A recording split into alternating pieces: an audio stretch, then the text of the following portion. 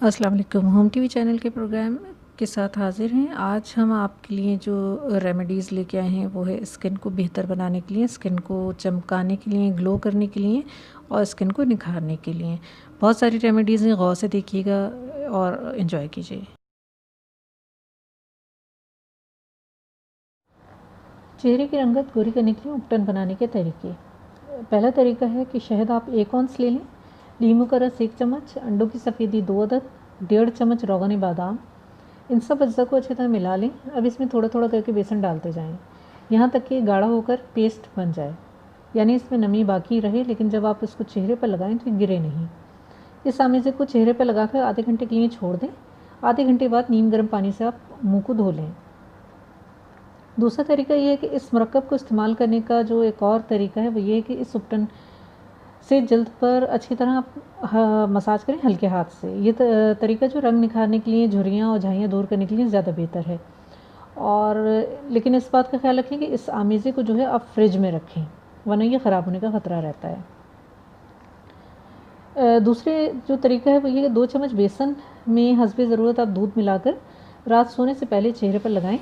सुबह नीम गर्म पानी से मुंह धो लें। इसके मुतवातर इस्तेमाल से रंगत निखर जाती है। तीसरा तरीका है कि बेसन में हल्दी और सरसों का तेल हस्बे ज़रूरत लेकर पानी मिलाकर चेहरे और जिस्म पर लगाने से भी रंगत निखर जाती है। चौथा जो हमारी रेमेडी है वो ये कि मलाई या दूध में नींबू का रस मिलाकर चेहरे पर लगाने से चेहरे की रंगत साफ़ हो जाती है। पांचवी रेमेडी, नारियल को पीस कर चेहरे और हाथों पर मले, रंगत साफ़ हो जाएगी और निखर भी जाएगी।